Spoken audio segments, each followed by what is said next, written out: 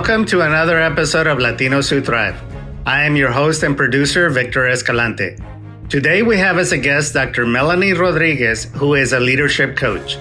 And she's going to tell us what are the keys for personal empowerment in corporate America and in running your business. She has been where you are and lived to tell about it. So you don't have to suffer with years of frustration and being ignored by the powers to be. So let's get started. We now have Dr. Melanie Rodriguez with us. So welcome to our show, Dr. Rodriguez. Thank you. Thank you for having me. Why don't you tell us a little bit about yourself and how you got into the field that you're in? Sure. So I am a talent management specialist, I would call myself. So I do leadership development, leadership coaching. I have worked in a number of sectors. I've kind of worked through my way through corporate over the last 18 years and have started an independent practice a few years ago, Elevate Latinas. Having worked with a number of different companies, I really saw the need for a focus around understanding what Latinas in leadership really looks like and being able to have conversations more directly with Latinas across the country and really thinking about what life looks like in corporate America. Everything from how we show up, how our culture really influences things like how we make decisions, how we network, all of those things, and really having practical conversations with people in what this really looks like. So I love working with people, and I think that we have a lot of opportunity, especially given today's environment around what the Latino leadership pipeline looks like, what society is going through, all of the things that are the focus on inclusion and diversity within leadership pipelines. There's so much opportunity for growth. You've said a mouthful. So let me break it down. So what does that mean to see a lot of opportunity in the pipeline for Latinos? What exactly does that mean? That's a good question. So breaking that down, I think that if you think about the way that society is changing, right? You've seen there is data that shows that the US population is significantly shifting to include more Hispanics and Latinos within the US population. That means more Latinos in universities.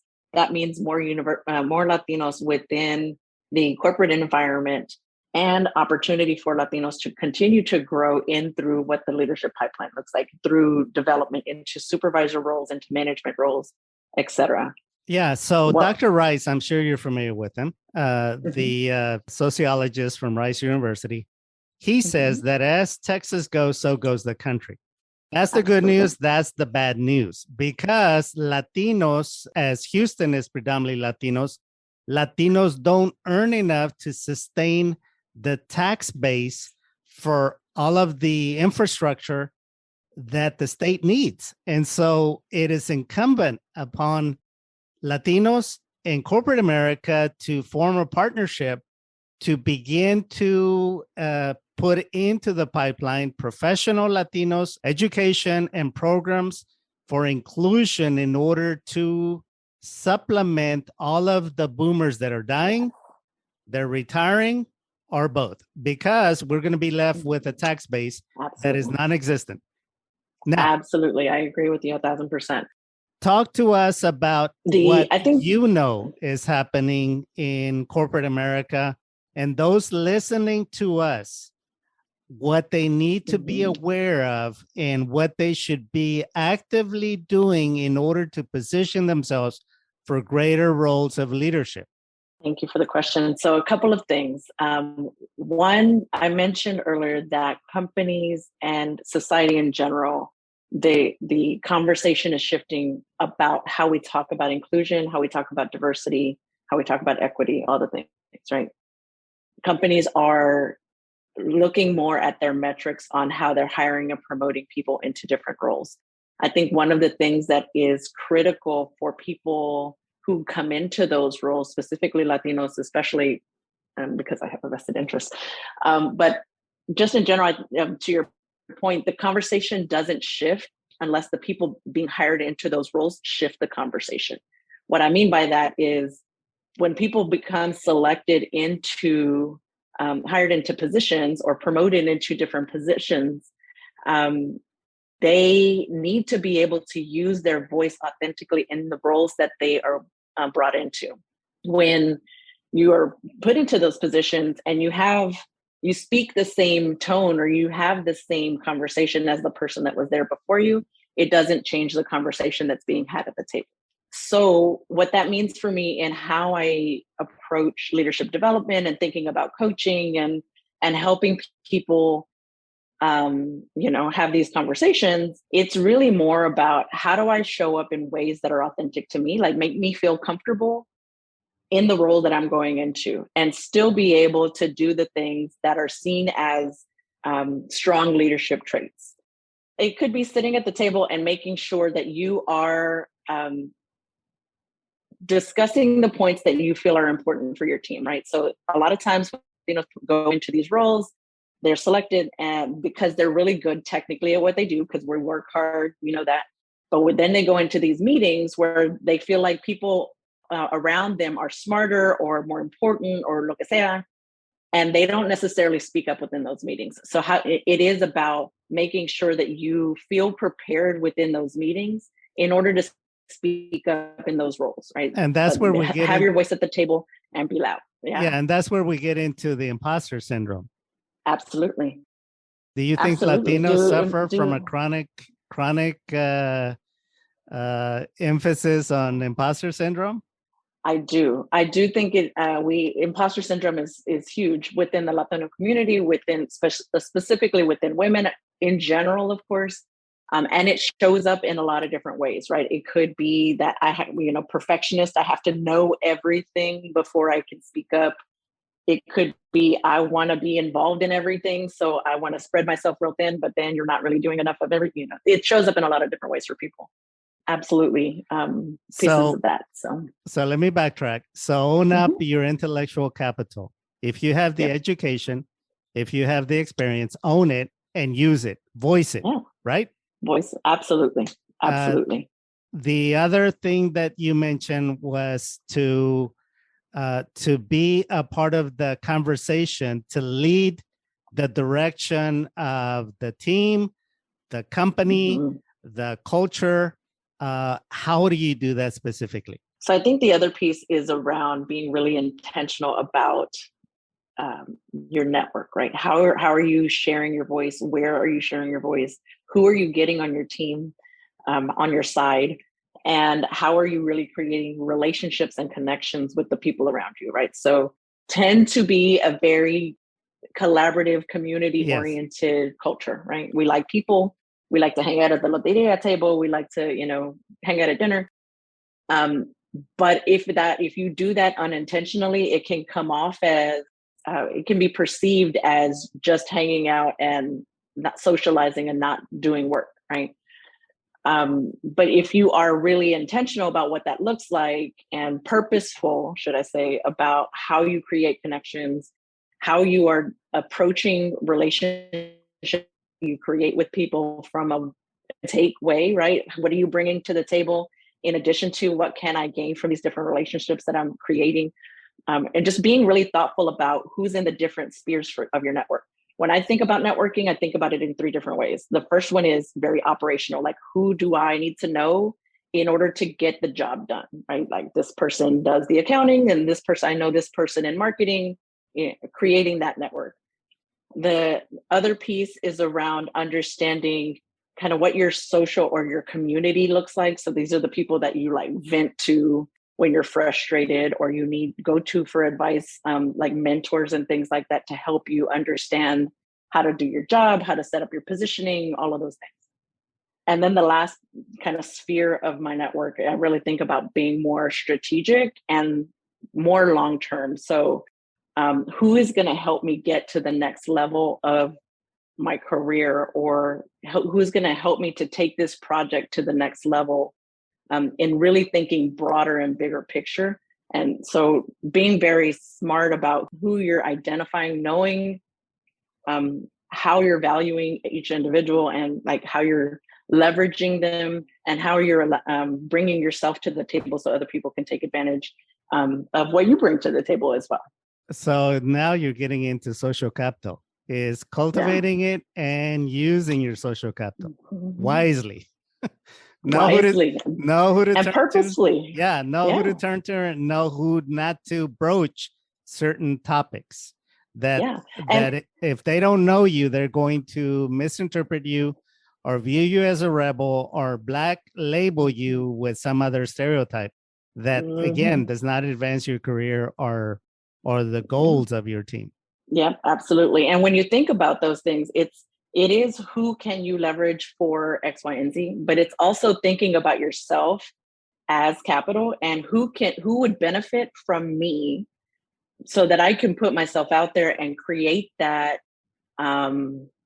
perception of myself as the go-to person for strategic thinking in whatever area that I'm focusing on. So that takes awareness to know what you bring to the table. A clear, definitive awareness of what your value is to individuals as well as the team and the culture of the company. Yeah. And I think that that's another hard thing for Latinos, right? Being this self-awareness around what I bring to the table can be hard for people. Not everybody, but it can be hard because we're raised to be very humble in how we approach things, right? No seas muy creído, right? I was going to stay away from this, but I'm going to go into it since you brought it up. Okay. Now, African Americans have done a better job of this in corporate America than Latinos. Yes? I would agree.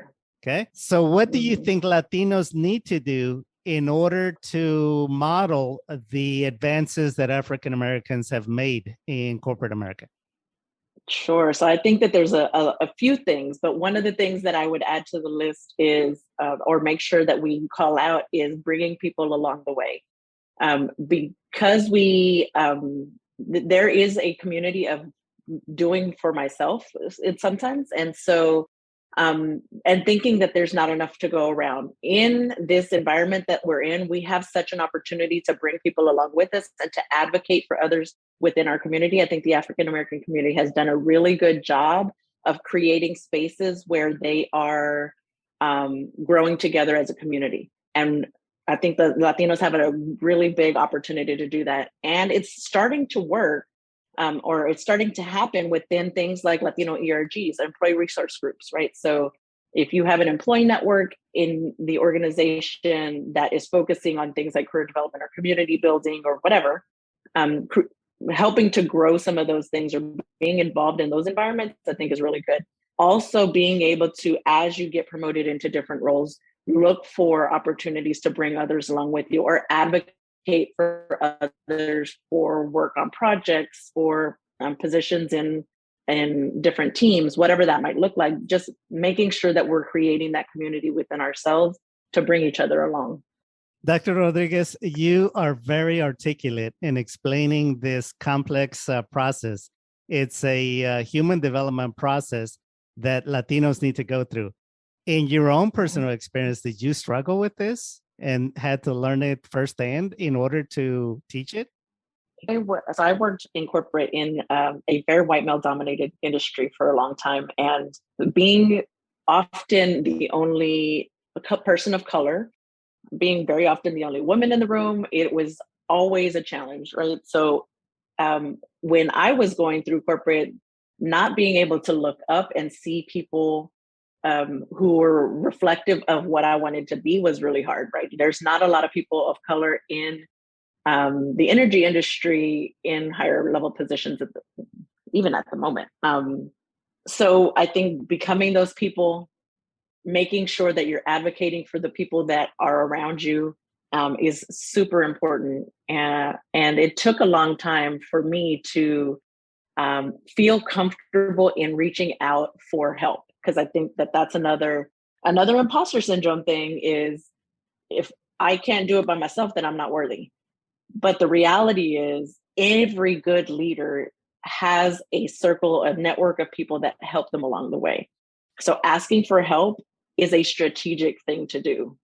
Asking for help is how you learn how to delegate, how you learn how to build trust, how you learn how to build relationships with people, and how you really grow your own reputation for being the kind of leader that people want to work for. And who you can trust. If people are open to Mhm. helping you, you know that you can develop a bond that can be mutually beneficial for years to come. Absolutely. Absolutely. Dr. Rodriguez, other than the academic experience, what else has influenced your mindset and your skill set in creating this particular niche of training for Latinas? Now, you focus primarily on Latinas, so I'm sure that is near and dear to your heart. So, other kinds of resources have you acquired along the way? So I'm definitely a self-proclaimed nerd, right? I love to read. I love to go out and just understand videos, podcasts, all that kind of stuff. I think that hearing other people's perspectives gives me the opportunity to just think about it from my own lens. Because what I have realized is that there's a lot of information out there on leadership, right? When you think about things like Brene Brown or, any of the leadership theories that are out there, they are very Western. They all have come from a singular lens. And for me, leadership is very personal. Everybody has their own experience. Everybody has their own background, regardless of what race, ethnicity, what gender you come from, right? Everybody has a different perspective. So coaching and talking about leadership development for me becomes very personal in making the connection with people, right? If you're thinking about giving feedback, what does that mean for you in terms of how you create relationships with people and how you build that trust with people and really being able to use the words that feel comfortable for you and not the script that they gave you in some class, right? So I do look at things like Brene Brown or others. One book that particularly helped me to think about the Latina leadership culture is a book called Auténtico by another Dr. Robert Rodriguez, who wrote a book on the different cultural aspects that really influence leadership. How do all these things really apply to me and help me to come into my own in the terms of my leadership journey?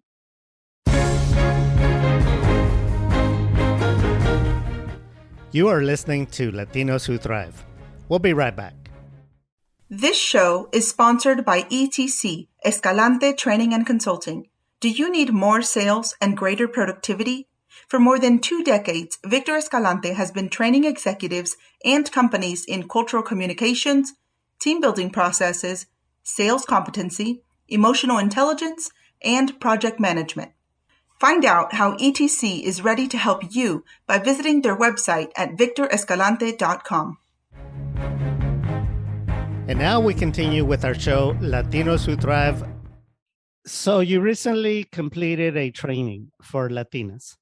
Talk to us about that training and what Latinas were able to get in that training. Oh, thank you for that. So I collaborated with a few other coaches, and we did a week-long training where we focused on everything from career clarity. So that was really thinking about what do I really want out of my career and what's important to me. In that conversation, it's a couple of things, right? So you think about what you're good at and what you can technically, or what you're strong at, but also what's really important to me and how do my values fit into the work that I want to do, right? So when those two things are not aligned, it's not sustainable. The other side of that is, what are my values, my personal values, and how does that align with the company that I'm working for or the type of work that I'm interested in? Because if you don't work for a company that you fit with, again, that long term, that doesn't necessarily work out. No one ever succeeded doing something they hate or working at an organization that they hate because the politics, because of the real mission that is many times unspoken and unwritten, that is lived in the culture. Justice doesn't match the person's personal goals or principles. I know I've worked in several capacities in corporate America, and I refused. Luckily for me, I was in a position that I could I could make that choice to refuse to do something that I was being told to do that just what didn't match with my personal ethic, with my personal values when it came to taking care of the customer. I was very customer centric in a lot of my business practices, and they were more predatory, asking me to take advantage of the customer's ignorance of the whole processes behind the scenes. And I developed a deep trust of my clients because I was very truthful with them, and I was very successful. So that gave me some leeway to get away with not following strict orders and drinking the Kool-Aid. But a lot of people don't have that luxury. Yeah, absolutely. And if it does not feel right, then eventually it takes a toll on you. So, yes. Absolutely. All right. What else did participants learn in this training from you? So the other pieces are, we talked about the strategic networking. I mentioned that a few minutes ago, where we talked about kind of the different levels and things that to think about as you're being intentional in creating and sustaining relationships. We also talked about salary negotiation, and that really leads into the self-advocacy piece and understanding your value and being able to communicate your value in ways that, again, don't feel weird for you, because that's the other side of it, right? We might be able to create our checklist of all the things that we bring to the table, but then being able to talk about those in ways that don't feel gross or, like uncomfortable for you. Let's go there. Yeah. Because your comments take me to a time that I was offered a job and I was offered a set salary, and I said no. I said I will take twice as much plus commission, and that's my baseline. Take it or leave it. They gave it to me because I knew my value and what I brought to the table. What do you advise participants in your courses?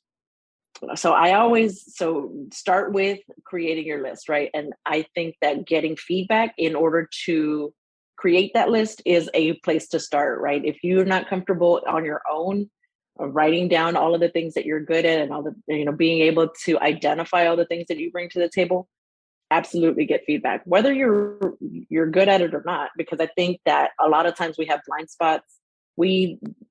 There's those areas where we naturally think that these are just things that we're supposed to do, because again, as Latinos, we are raised to work hard, so we expect these things, and we don't realize that other people see that as going as above and beyond. So creating that list is one thing. The other side of it is being able to identify what the impact of those things is. That's the piece where you really want to be able to communicate to, whether you're looking for a promotion or you're looking to get hired or you're looking for the salary raise, being able to say, I can do this. And for you, that means X, Y, and Z, right? This is the impact that's having for the company or for the team or for whatever, right? So when you talk about that value, that's the place where people can get hung up, because sometimes it feels like, oh, I can do this for you and you need me. But really that conversation is, this is what I can do for you. This is how I'm helping you. So for some people who come from that lens of wanting to be of service or wanting to be helpful because that's how they were raised, being able to have that conversation from the lens of, this is how I'm helping the team, this is how I'm helping the broader organization, and approaching it more from the sense of from a place of service, but knowing the service and the value that you're adding can be important, right? So you just have to be able to number one, identify what it is, but then also identify the impact of what that thing is. All right, very good. What else did the participants learn in your class that is critical? It's like, you must learn this. I think the other piece is mindset. So the last bit was around just having that mindset of success and of knowing that it's okay to want more. A lot of people that I speak with, work through get to a certain point within their career where they feel comfortable. And that is because sometimes people get to the point where, as an example, I reached a point in my career where I was already making 3 or 4 times what my parents make, right? So I'm the first person in corporate America in my family. I already had this salary that was significantly higher than anybody in my family. I was happy in my job.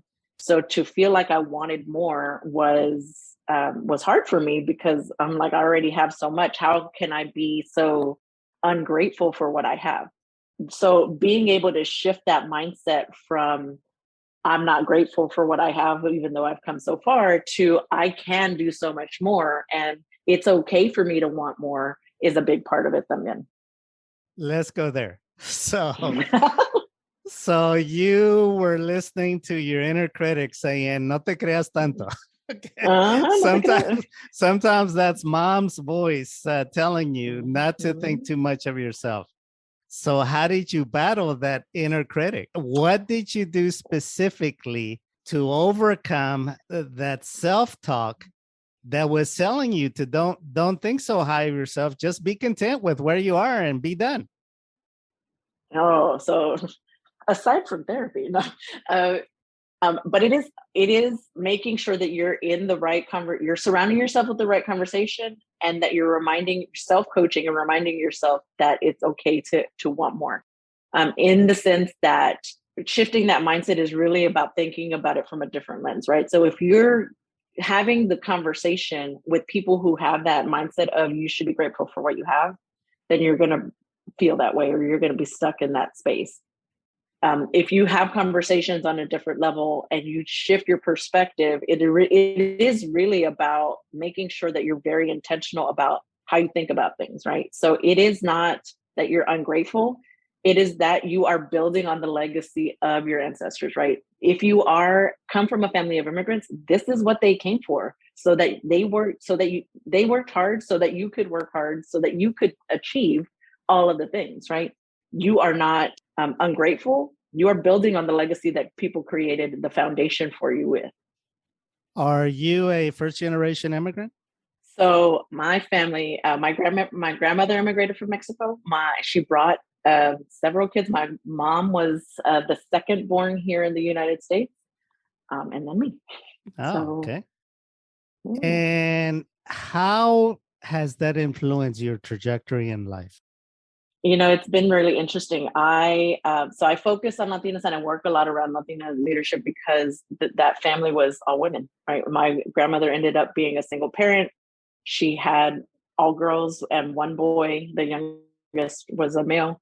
And they all are very strong Latinas within their own space. So growing up around that, it's kind of a little bit of a oxymoron in the way that we see that community, because it is still very male serving, but also very strong from the female perspective, and knowing that we can be independent and do the things, right? But there's a lot of machismoism around it and all of that stuff. So it's just really interesting to see the dynamic there. How do you think the machismo mindset affects people and holds them back in corporate America? Ooh, I think that it plays into things around imposter syndrome, around hierarchy, especially when you work in male-dominated industries. I think it also plays into things like when you come into supervisory roles, the ability and the desire even to do things like give feedback or to hold people accountable.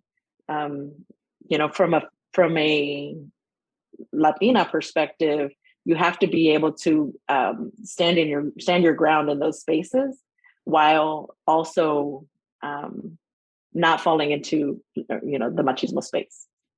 Okay. Tell us what authors have influenced your mindset. So I love to look for Latino authors and creators, right? So a couple of things that are really interesting to me right now. Cecilia Munoz, More Than Ready. I think this is a really good book around, she talks about her journey throughout the government leadership spaces. I mentioned Auténtico earlier. Yes, I had heard of that book from a community activist that said that she really was impacted by that book. That is really good as well. Another one is Intent to Impact. And this one is a little bit of a cultural intelligence book. So it talks about inclusion and diversity and all of that good stuff, but it's really about how do you take those performative metrics and really do something with it. So if you're thinking about within your company, how do I have a conversation with my leaders about they have all of these metrics, but I don't see any change actually happening. I think this is a really good book to think about, how you really put those things into play. A new one that came out, this is for people who are starting businesses and thinking about like entrepreneurship. So this is Hefa in Training. It's a brand new book. And it's really interesting because it kind of gives you, it's kind of a workbook también. So it talks about some of the theory or the kind of background, but it gives you spaces to really think through. It's kind of like a journal. I love it. Yeah. And then I just love like hearing people's stories. So this one is Lead in Life. This is Dr. Lara Murillo. Sure. Which I know you're familiar with. Yes. She's awesome. I met Laura, Dr. Murillo, at U of H when I was an undergrad. She worked in the Center for Mexican American Studies back in the day, many years ago. So she's, come a long way. All right. You have a group mentoring program coming up. Tell us about that. I do. So I have a group coaching program coming up. We're starting at the end of July. And so group coaching is a good entry way into coaching if you've never done one-on-one coaching before, or if you're interested in working within community to hear other people's perspectives. I think it's a great way to meet people from other companies and just to understand and hear other people's stories on how they're approaching things and whatnot. So the way it works is we have a group of about 10 people, different companies, all within kind of the same space within their career. So we have an early career and more of a mid-career, senior career group. And we talk about different topics throughout the different weeks. It is a 10-week program, or a 10-session program, should I say. We meet every other week. And it's a great place to create community and have these conversations comfortably.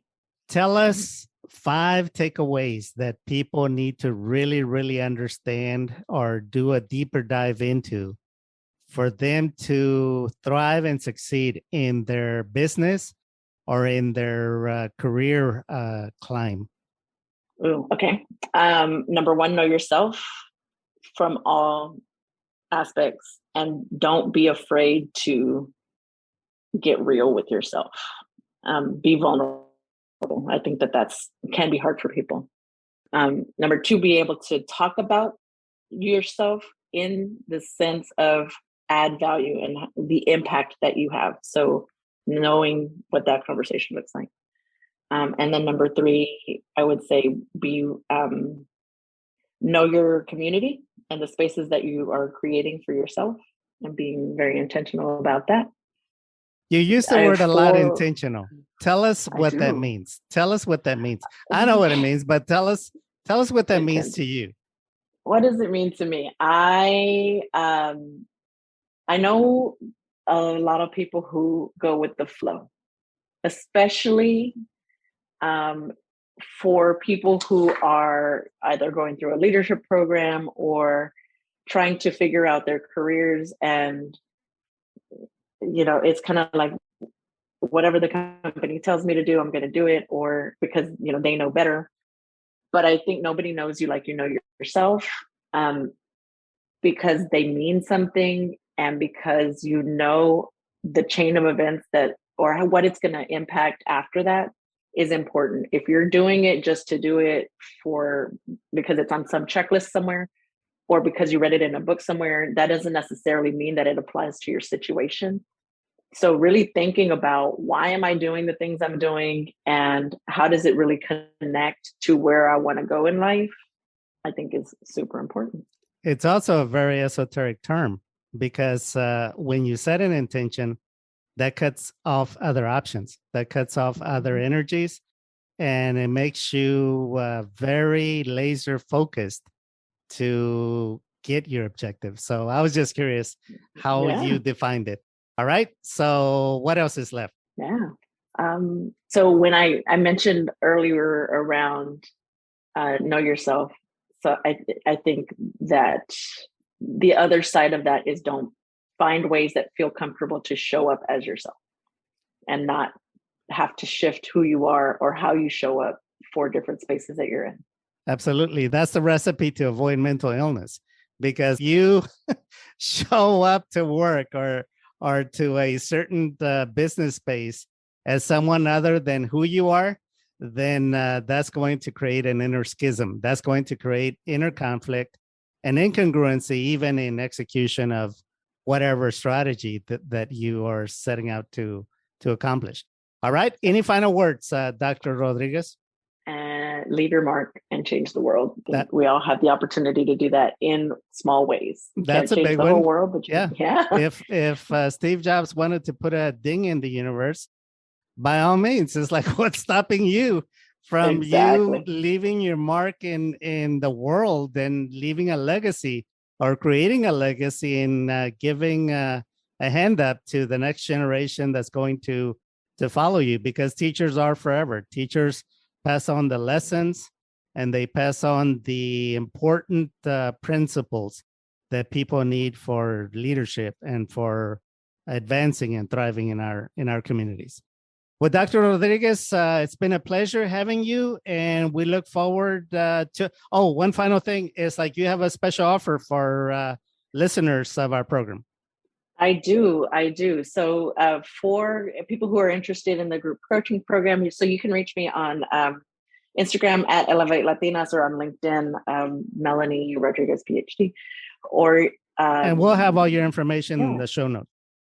Yes. So reach out to me if you're interested in the group coaching program. And for listeners from your podcast, if they mention the podcast, then they will receive a 50% discount into the group coaching program. Awesome. There you have it, folks. There's no reason for you not to sign up for this awesome coaching program. We look forward to your continued success, Dr. Rodriguez. And thank you for all who are listening to us on this new episode. And send us any feedback to Victor at victorescalante.com or leave us a review. You know you like this and you know that we're helping you. So get the word out, help someone else, and share the podcast. Until next time, we will see you. Thank you.